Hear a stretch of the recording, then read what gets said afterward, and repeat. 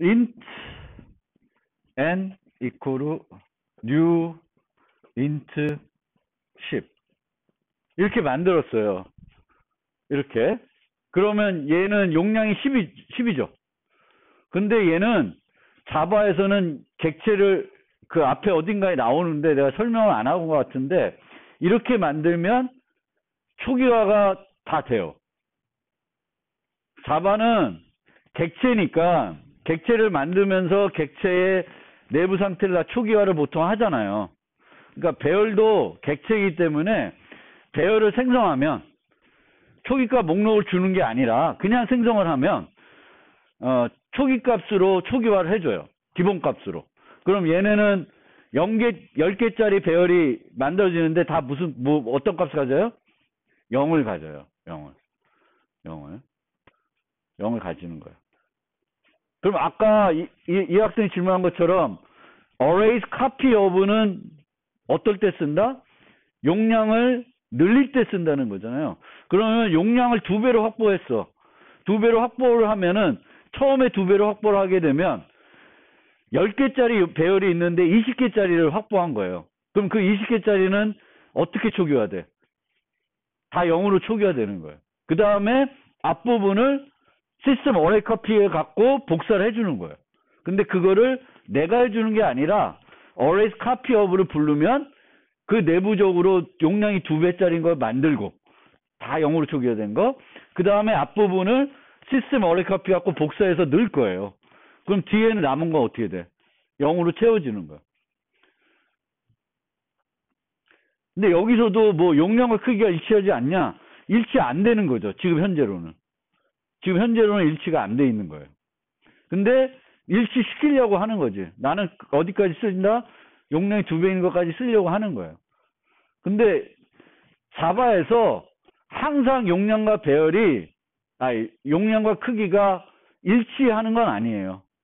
일치하도록 우리가 프로그램하도록 노력하는 거지 늘 일치해서 쓸 수는 없어요. 상황에 따라서는 일치를 못하고 그냥 써야 되는 거지. 근데 내가 일치를 하지 않고 써. 그러면 어떻게 해야 돼? 용량과 크기가 일치가 안 되게 내가 쓰고 있어요. 그럼 어떤 것이 필요해? 크기를 나타내는 정보를 별도로 유지하고 있어야 돼요. 그래야 내가 배열의 데이터를 저장할 때 어디다 저장해? 배열에 저장할 때는 항상 맨 뒤에 저장하는 거예요. 중간에 넣으면 비용이 들어가니까 배열에 어떤 데이터를 추가하면 어디다 넣어? 뒤에 넣어요. 그건 자료 구조 시간에도 늘 설명되죠. 그럼 맨 뒤에 넣기 위해서는 뭐가 필요해? 남 아이템스가 필요한 거잖아요. 그걸 별도 유지해야 되는 거예요. 그리고 초기값 목록을 주어서 생성하는 것과 일반적으로 생성하는 건 또 다른 거예요. 얘는 처음에 생성할 때는 데이터 하나도 유지 안 하는 거지. 초기값 목록을 주면 데이터를 다 넣고 시작하는 거고, 근데 자바는 그렇게 되는 거지. 초기값 목록을 주면서 일부만 주고 시작할 수가 없는 거예요. 일부만. 이해가 좀 돼요? 어쨌든 자바는 배열을 생성하면은 초기화가 된다. 그리고 객체 배열을 생성하면 어떻게 될까? 객체는 만들어지지 않아요. 근데 얘는 초기화 되겠죠. 뭘로 초기화 돼? 널로 초기화 되는 거예요. 기본값이라는 건 0이 기준이에요. 0. 그러면 정수들은 0이 될 거고 부동수 수는 0.0이 될 거고 뭐 문자는 0이라는 개념이 뭐 하여튼 그것도 0이고 불리언은 false가 될 거고 참조는 null이 되는 거예요. 그렇게 이해를 해 주시고요. 진행을 좀 하겠습니다. 자, 반복문 설명드릴 때 설명드려야 될 내용일 수도 있는데 배열을 그때까지 설명을 안 했기 때문에 여기 와서 설명드리는 거예요.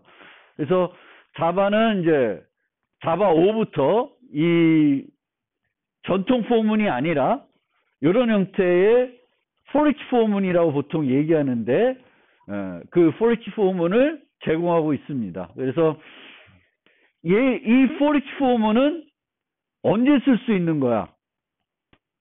얼마만큼 반복해요, 얘는? 이렇게 하면은. 반복을 얼마만큼 해? 용량만큼 해요. 그러니까 for each 포문을 쓰려고 그러면 배열의 용량이 뭐와 같아야 돼? 크기와 같아야 돼. 만약 배열의 용량이 크기와 같지 않으면은 for each 포문을 쓸 수 없는 거지. 크기를 넘어가서 0 갖고 놀거나 뭐 다른 값, 잘못된 값 갖고 놀겠죠. 그럼 안 되니까 for each 포문을 쓴다는 것 자체가 용량과 크기를 일치해서 쓴다는 개념이 돼요.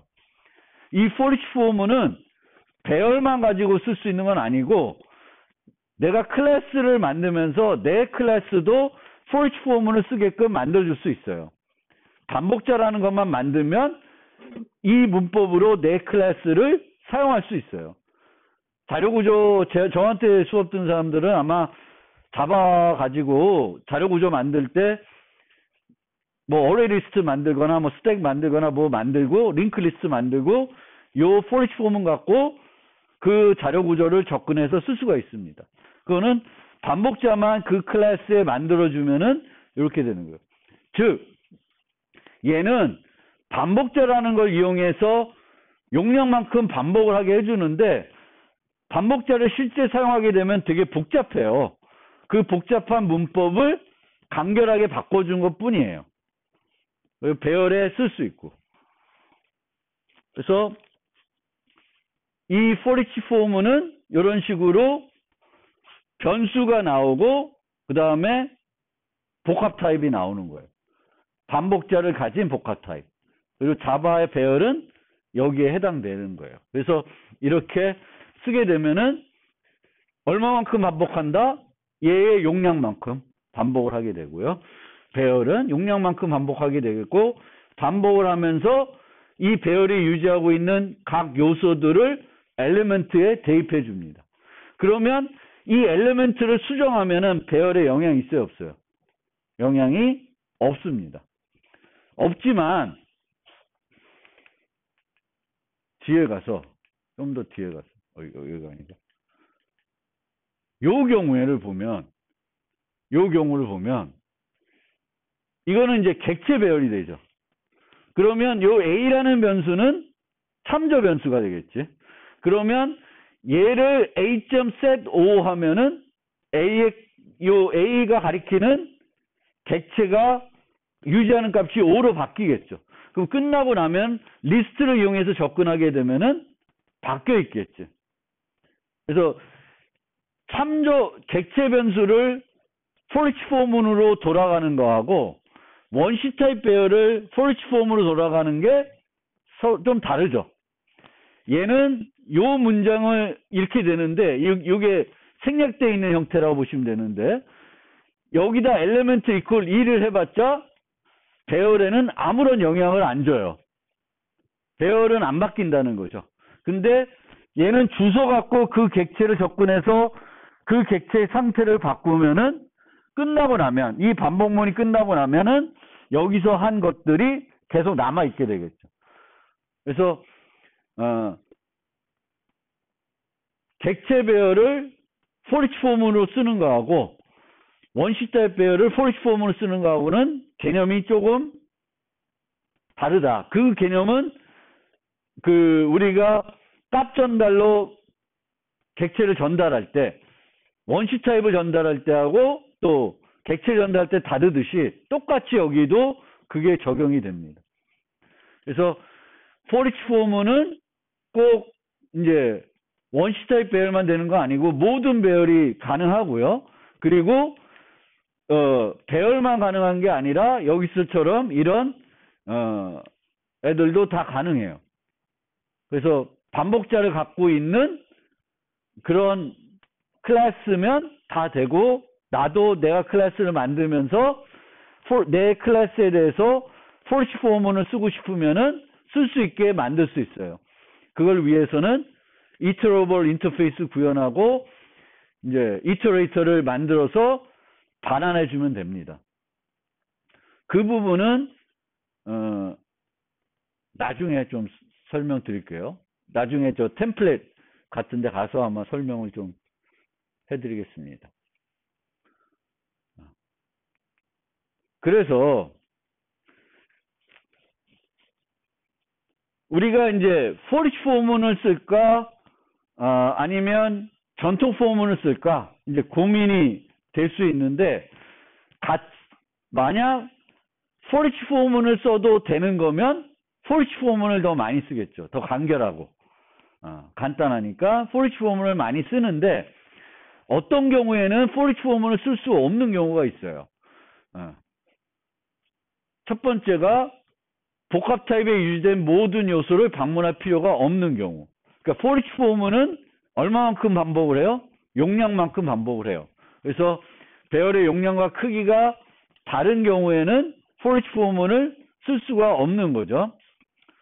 두 번째, 언제 또 못 쓰냐면은 처음부터 방문하는 것이 아니에요.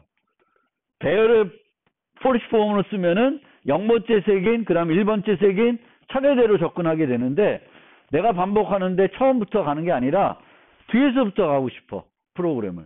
그러면 for each for문을 써서는 그게 안 되는 거죠.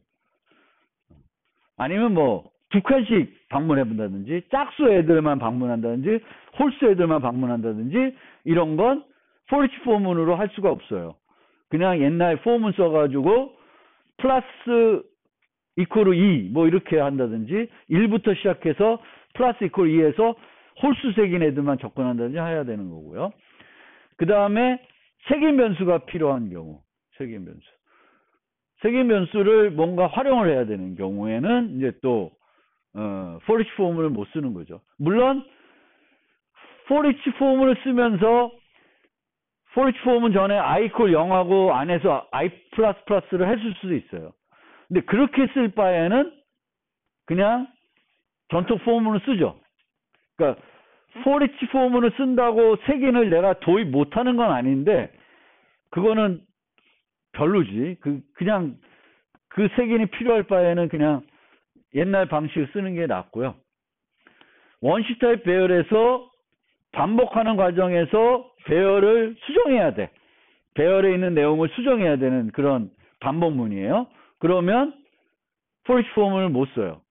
for each for문에서 그 변수 갖고 조작해봤자 배열 자체는 바뀌는 게 아니고요. 그 다음에 하나만 반복하는 게 아니라 같이 반복을 해야 돼. 하나가 아니라 두 개를. 예를 들면 두 개의 배열이 있는데 두 개의 배열에 있는 요소들이 다 서로 같은지 비교를 해야 돼. 그러면 for each for문을 돌리면 하나만 계속 바뀌는 거고 얘는 안 바뀌는 거죠. 그럼 이 둘을 다 같이 바꾸려면은 색인을 써서 AI, BI 이런 식으로 해서 A 배열과 B 배열의 내용이 다 같은지 비교를 해야 되겠죠. 그래서 반복할 때 하나만 반복하는 게 아니라 여러 개를 동시에 같이 반복을 해야 되면은 이제 for each for문을 쓰기가 어렵습니다.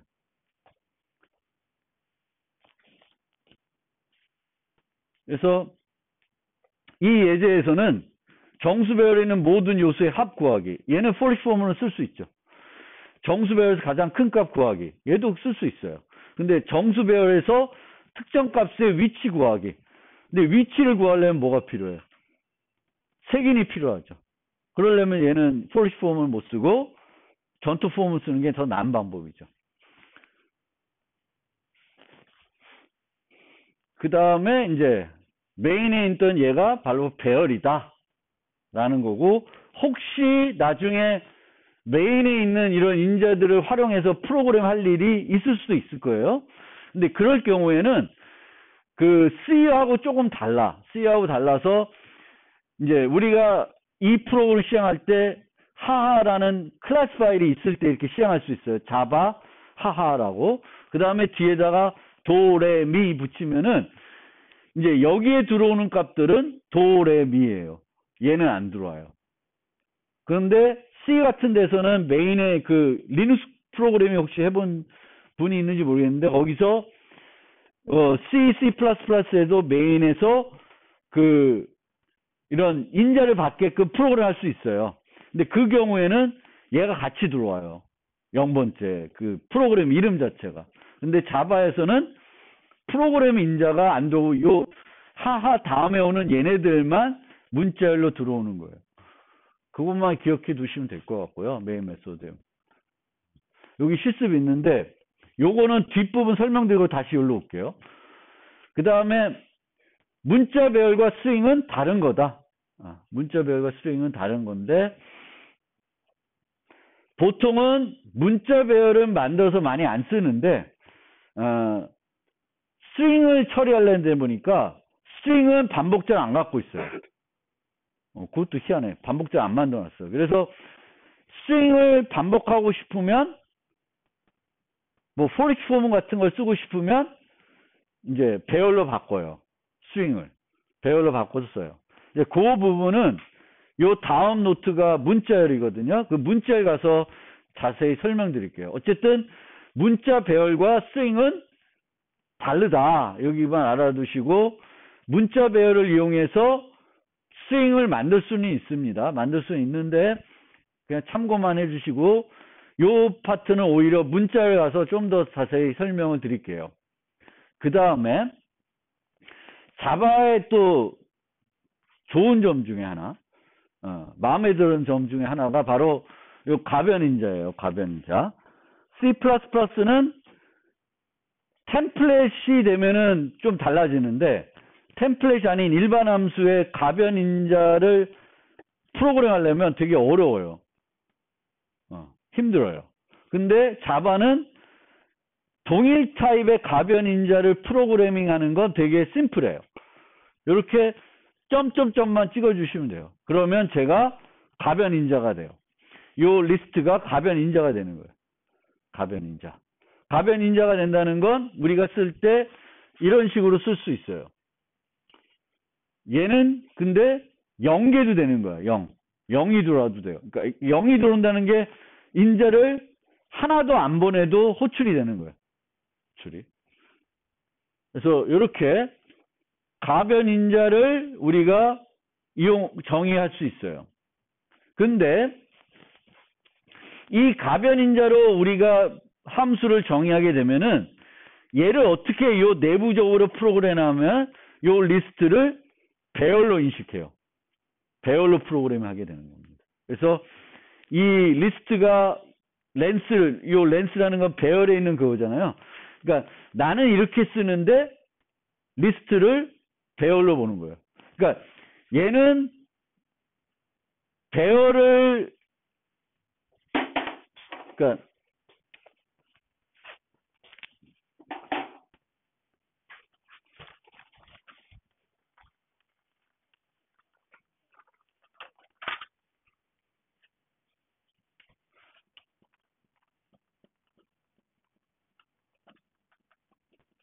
이렇게 쓰면 요 f는 배열만 받을 수 있어요. 근데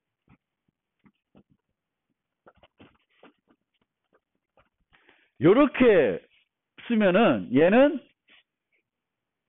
장점이 뭐냐면 배열도 받을 수 있고 가변인자로도 처리될 수 있어요. 근데 내부적으로는 이 안에서는 얘나 차이가 없어요. 둘 다 정수 배열이에요.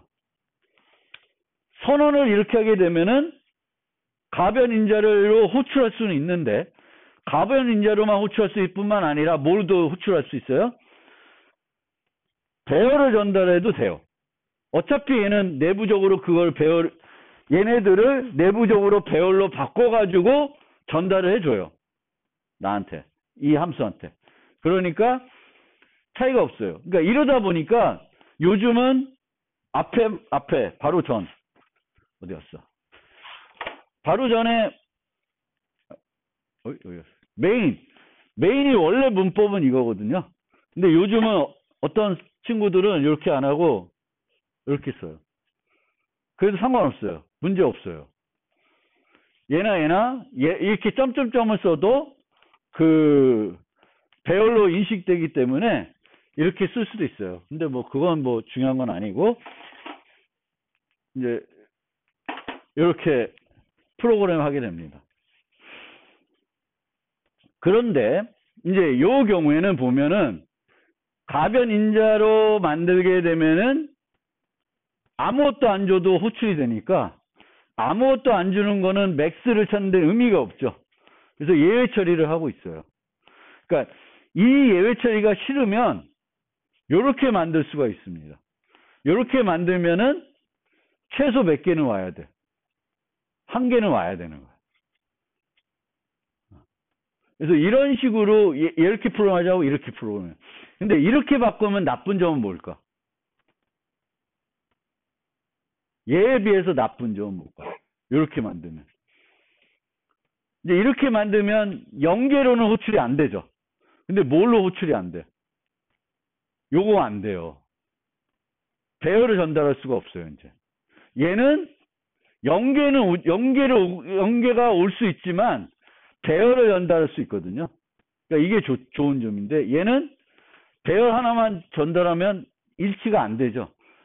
정수 하나 배열이면 모르겠는데. 그래서 우리가 가변인자 프로그램 할 때 이 0개를 제거하기 위해서 이렇게도 많이 짜는데 이렇게 넘어가는 순간 뭐가 안 돼? 배열을 인자로 전달이 안 되는 단점이 있습니다. 그래서 그거는 기억하고 나는 연계할 때는 예외 처리하고 그냥 프로그램 하는 게 더 좋고 이렇게 만들어 놓으면은 필요할 때는 내가 배열도 전달하겠다. 그럼 이렇게 짜시는 게 낫고. 이렇게.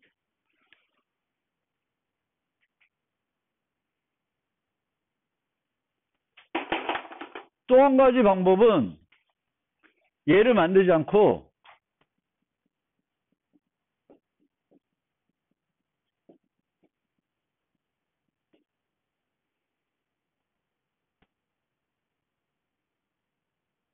이거 안 되는구나.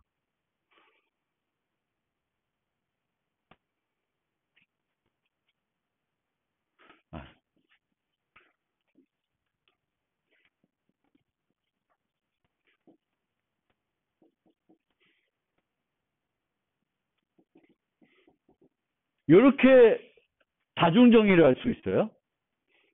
그러면 얘도 얘에 해당되고 얘도 얘를 받을 수 있죠. 그럼 어느 걸 우선할까? 자바에서. 이렇게 호출되면 여기로 갈까? 여기로 갈까? 아래쪽으로 갑니다. 그러니까 다중정의되어 있는데 그러니까 가변인자와 가변인자가 아닌 게 다중정의되어 있어요. 그런데 인자를 봤더니 얘한테 맞아. 얘도 되지만 그럼 얘를 더 우선해요. 가변인자가 아닌 거. 그러니까 이렇게 만들어 놓으면 여기서 이거 안 해도 되지. 0일 때는 일로 안 갈 테니까. 여기 가서 죽겠죠.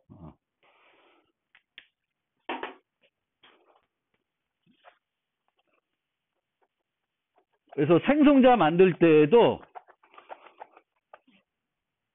그 자료 구조 시간에 보면은 어레이 리스트 이렇게 만들어서 int capacity 이렇게 만들고 어레이 리스트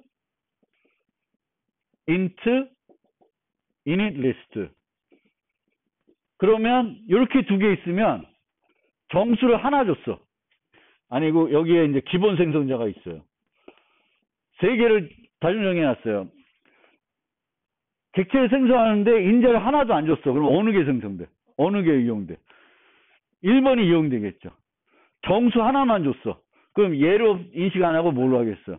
그 하나는 요걸로 해야 돼. 그럼 얘는 언제 가능해? 2개 이상만 가능한 거예요. 초기가 목록을 2개 이상 줬을 때만 여기에 호출이 돼요. 왜냐하면 얘네들이 다중정이 되는데 일루도 갈 수 있고 일루도 갈 수 있으면 얘를 더 우선하는 거지. 일루도 가고 일루도 갈 수 있으면 얘를 더 우선하는 거예요. 그러니까 다중정의에서 가변인자는 그 선택지가 제일 낮은 애예요.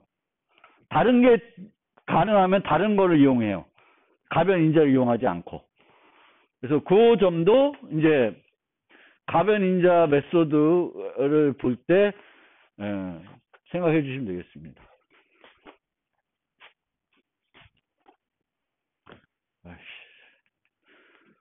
그래서 이제 요약을 해봅시다. 요약.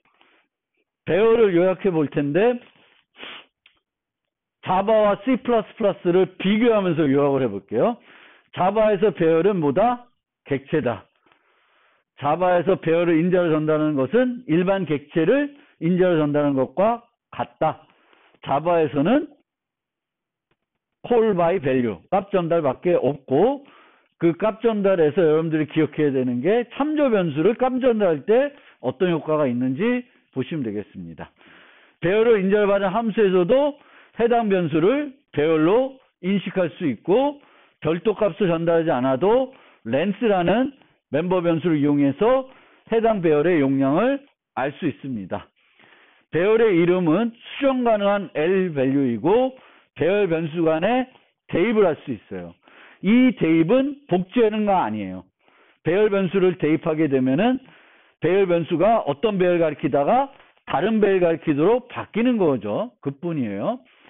다차원 배열의 공간은 연속 공간으로 확보되지 않는다. 그래서 그것 때문에 각 열의 크기는 각 열의 크기가 다른 이차원 배열을 만들 수 있는데 그거를 활용하는 경우는 별로 없습니다. 초기값 목록을 사용해서 배열을 생성할 수 있지만 용량을 지정할 수가 없어요. 이 이유는 뒤에 나오겠지만 자바는 가급적 용량과 크기를 일치해서 프로그램하도록 그런 철학을 가지고 있습니다. 모든 배열은 동적으로 생성이 되고요. 그렇기 때문에 배열을 생성할 때 변수를 이용해서 용량을 지정할 수가 있습니다. 그리고 모든 배열이 동적으로 생성되기 때문에 함수의 반환값으로 배열을 얼마든지 반환할 수 있고 어쨌든 배열을 반환하나 객체를 반환하나 객체를 인자로 전달하나 다 왔다 갔다 하는 건 무엇뿐이에요? 주소만 왔다 갔다 하는 거예요. 그래서 기존 C++하고 여러분들이 좀 C와 비교해서 자바 배열을 이해해 주시면 좋겠습니다. 그 다음에 두 가지가 나오는데 여러분들이 자바에서는 배열을 쓸 때 이제 배열을 조작하기 위한 여러 유용한 메소드들이 어디에 정의되어 있냐면 arrays라고 하는 utility 클래스에 정의되어 있어요. utility 클래스라는 걸 제가 말씀드린 적이 있나? 클래스 종류 설명할 때 utility 클래스로 소개한 것이 뭐예요? mass 클래스가 있었을 거예요. utility 클래스는 뭐냐면은 클래스인데 객체를 생성하는 클래스가 아니라 뭐만 갖고 있어요? static 메소드만 갖고 있는 애들. arrays가 static 클래스이고 또 objects가 또 static. 여러분들이 그 오브젝트하고 오브젝트하고 또 다른 건데 같은 걸로 많이 생각해가지고 답을 쓰신 분이 있더라고요. 중간 시험 때. 오브젝트하고 오브젝트는 다른 거예요. 최상위 객체는 오브젝트. 널 처리할 때 여러 가지 스태틱 메소드를 갖고 있는 데가 오브젝트. 그리고 오브젝트는 유틸리티 클래스예요. 객체를 생성. 어레이스도 유틸리티 클래스인데 여기에 이제 배열을 처리할 때 사용할 수 있는 여러 가지 메소드들이 있습니다. 정렬하는 메소드가 있고 정렬 메소드가 있고요. 정렬 소트. 근데 예를 보면 정렬하는데 방향은 없어요. 방향은. 그러니까 오름차순 하는데 난 내림차순 필요한데 그럼 어떻게 해야 돼? 오름차순 정렬하고 거꾸로 쓰시면 돼요. 그래도 싫다 그러면 뭔가 해야 되겠지만 오름차순만 있는데 내림차순이 없어. 그러면 어떻게? 오름차 정렬한 다음에 거꾸로 쓰시면 된다. 그 점이 있고요. 근데 원시 타입 배열이 아니라 객체 배열은 여기에 비교자를 넣어줄 수 있어요. 그럼 이 비교자를 거꾸로 하게끔 만들어주면은 이제 내림차순으로 정렬이 되겠죠. 근데 원시 타입은 그게 없어. 그거 하나 기억해 두시고 바이너리 서치는 이진 탐색인데 이진 탐색하려면 원래 어떻게 돼 있어야 돼? 배열 자체가 정렬이 되어 있어야 돼. 정렬이 안 되는데 이진 탐색하면 안 돼. 그게 안 돼요. 그리고 fill이라는 메소드가 있고요. 그리고 equals가 있고 배열 비교할 때. 그리고 아까 소개한 copy of. 이 copy of는 배열을 복제하는데 어떨 때 쓴다? 용량을 달리하고 싶을 때. 복제를 하는데 2배로 늘린다든지 반으로 줄인다든지 하고 싶으면 하면 돼요. 만약 반으로 줄였어. 그러면 그 반에는 반만 들어간 거죠. toString을 이용해서 간단히 출력해 볼 수 있고요. 디버깅 할 때 이런 것들은 많이 써요. arrays toString 해가지고 리스트 해가지고 여기 배열 관련 프로그램 할 때 내가 printf를 써가지고 이제 확인하고 싶다 그러면 이렇게 쓰시면 돼요. 그 다음에 이제 array 리스트인데 배열 대신에 이제 C++ 같은 경우에는 배열 대신에 벡터를 많이 쓰잖아요. 근데 이 벡터를 많이 쓰는 이유는 이 벡터는 동적 배열이에요. 용량을 걱정하지 않아도 돼. 지가 알아서 다 해줘요. 그리고 여러 가지 메소드들도 많이 있어요. 알고리즘스에 가면 다 있어요. 그래서 배열을 거기다 적용할 수도 있지만 벡터를 적용하는데 마찬가지고 벡터는 그리고 이 C++는 연산자를 재정의할 수 있으니까 벡터로 생성해 놓고 그 아랫부분에 가면은 내가 배열을 쓰는지 벡터를 쓰는지 별로 상관이 없어요. 그냥 색인 갖고 다 프로그램 하니까. 근데 자바는 연산자를 재정의할 수 없으니까 어레이 리스트를 별로 안 써. 그러니까 배열로 되면 배열로 더 많이 써요. 그게 이제 자바와 C++의 차이입니다.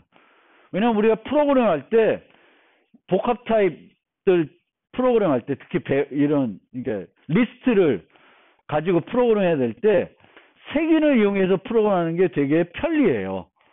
코드도 간결하고 가독성도 좋고 그렇습니다. 근데 자바는 이런 클래스들이 연산자를 재정의 못하니까 색인 연산자를 못 쓰는 거죠. 그러면 get, set 뭐 이렇게 써야 되니까 불편해요.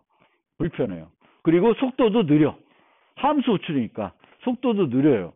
그래서 자바에서는 배열로 프로그램이 충분히 가능하면은 늘 배열로 하는 거예요. 우리 이제 저지 사이트에서 프로그램 할 때